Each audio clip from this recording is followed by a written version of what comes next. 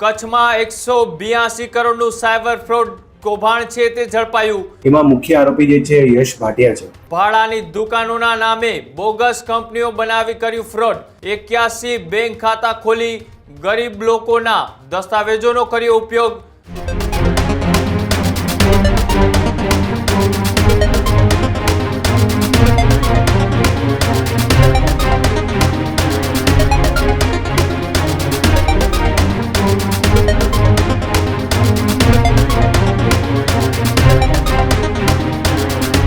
સમાચાર એક કચ્છથી સામે આવી રહ્યા છે।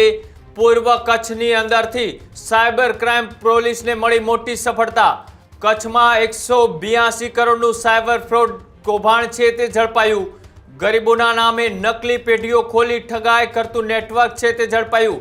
સાયબર કૌભાંડ મામલે 8 શખ્સો સામે નોંધાઈ ફરિયાદ। પોલીસે 4 મુખ્ય આરોપીની કરી ધરપકડ। ભાડાની દુકાનોના નામે બોગસ કંપનીઓ બનાવી કર્યું ફ્રોડ। 81 બેંક ખાતા ખોલી ગરીબ લોકોના દસ્તાવેજોનો કર્યો ઉપયોગ।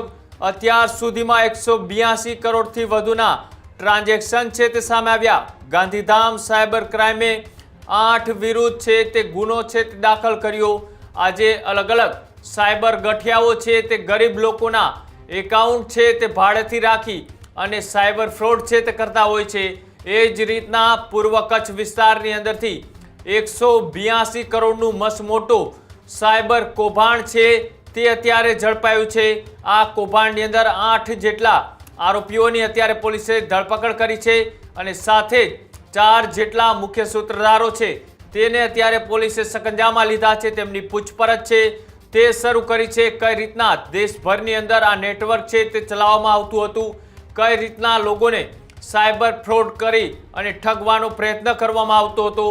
182 કરોડ જેટલું આ મોટું સાયબર કૌભાંડ એ કચ્છ પોલીસે આ ઝડપી પાડ્યું છે। કચ્છની સાયબર ક્રાઇમ પોલીસે આ કૌભાંડને કઈ રીતના ઝડપી પાડ્યું અને કઈ રીતના લોકો એ સાયબર ફ્રોડ કરવા માટે લોકોને જાળમાં ફસાવી અને અંજામ આપતા હતા તેને લઈ પોલીસ અધિકારીએ શું કહ્યું આવો તે પણ જોઈએ। ગઈકાલે સાયબર ક્રાઇમ પોલીસ સ્ટેશન પૂર્વ કચ્છ દ્વારા એક ગુનો દાખલ કરવામાં આવ્યો છે, જેમાં ઓવરઓલ જે મ્યુલ અકાઉન્ટ ખોલીને અને એના એમોથી જે સાયબર ફ્રોડના જે બનાવોને અંજામ આપવાની એક આખી ગેંગ દ્વારા કરવામાં આવેલો હતો એ બાબતની જે છે આખી એક ફરિયાદ દાખલ કરવામાં આવેલ છે। આ ઓવરઓલ જે બનાવ છે અને આખી ગેંગનું જે એમાં ક્રાઇમ છે આની અરજી તપાસ દરમિયાન જે છે સાયબર ક્રાઇમ પોલીસ સ્ટેશનના વિગતો ધ્યાનમાં આવી।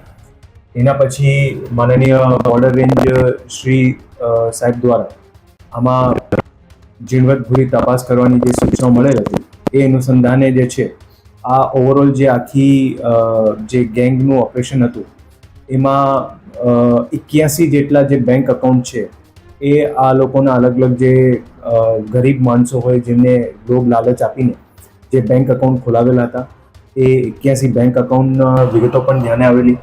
એની સાથે સાથે જ્યારે આ બેંક અકાઉન્ટની તપાસ કરવામાં આવેલી ત્યારે જે સમન્વય પોર્ટલ છે એ પોર્ટલ પરથી પણ વિગતો મળેલ કે એ બેંક અકાઉન્ટને લગતી કુલ 14 જેટલી ફરિયાદ ઓલ ઇન્ડિયામાં જે છે એમાં થયેલી છે, જેમાં સાયબર ફ્રોડના જે છે ક્રાઇમ બનેલો છે।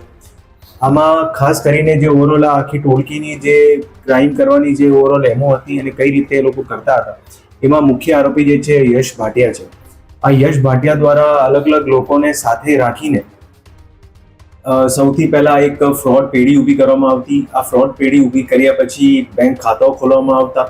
બેંક ખાતાઓ ખોલાવ્યા પછી એ ખાતાઓની વિગત બીજા લોકોને આપવામાં આવતી અને પછી જ્યારે પૈસા આમાંથી વિડ્રો થતા તો પછી જે છે એના પેટે કમિશન અને અન્ય પૈસાઓનું જે છે વિતરણ કરવામાં આવતું। આ ઓવરઓલ જે બનાવ જે ગુનો દાખલ કરવામાં આવ્યો છે એમાં અત્યારે 8 આરોપીઓ વિરુદ્ધ ગુનો દાખલ કરવામાં આવ્યો છે, જેમાં પોલીસ દ્વારા 4 આરોપીઓને ધરપકડ કરવામાં આવેલી છે, જેમાં સૌથી મુખ્ય જે છે યશ ભાટિયા એમને પણ પકડી પાડવામાં આવ્યું છે અને એની સાથે સાથે એક જે આરોપી છે એ અત્યારે હિંમતનગરની જેલમાં છે, જે બીજા ગુનામાં જેલમાં છે અને બીજા જે 3 આરોપી છે એમને પકડવાની જે છે તજવીજ અત્યારે પોલીસ દ્વારા ચાલુ છે। ખાસ કરીને આ બનાવથી જે પોલીસ સાયબર ક્રાઇમ પોલીસ સ્ટેશનમાં દાખલ થયો છે એનાથી અમારા પોલીસ દ્વારા બધા લોકોને ખાસ અપીલ છે કે આવી કોઈ પણ વિગત હોય, કોઈ લોકો ખાસ કરીને કોઈ લોભ લાલચ આપીને અગર તમારા કોઈ અકાઉન્ટ જે છે ખોલવા માંગતા હોય, આવું ક્યારેય જે છે કોઈને એવું ફેસિલિટી આપવાની નહીં. કારણ કે આવી રીતની અગર ફેસિલિટી કોઈને મળતી હોય તો પછી જે એવા નાના નાના બનાવો થતા હોય એનાથી એક મોટું જે છે આખું સ્કેમ જે છે ઓપરેટ થતું હોય છે. અને આ ઓવરઓલ જે તપાસ જે છે એ તપાસમાં અત્યારે પણ જે છે અમુક વિગતો જે ધ્યાને આવી રહી છે, એમાં જે પૈસા અને જ્યાંથી ક્રાઇમ થતું હતું એમાં આપણે ભારત દેશના અલગ અલગ રાજ્યોમાંથી જે છે આખું આ નેટવર્ક જે છે એમાં ઉદ્ભવ થતું હતું, જેમાં વેસ્ટ બેંગોલ, તમિલનાડુ, દિલ્હી, હરિયાણા, ઉત્તર પ્રદેશ એ ત્યાંથી પણ જે છે અલગ અલગ રીતે આ ટોળકી દ્વારા જે છે બીજા લોકોના સાથે રાખીને આમાં આખી ક્રાઇમ કરવામાં આવતું હતું. આની તપાસ જે છે અત્યારે સાયબર ક્રાઇમ પીઆઈ દ્વારા કરવામાં આવી રહી છે અને આગળમાં જે છે આરોપીઓની રિમાન્ડની પણ તજવીજ ચાલુમાં છે.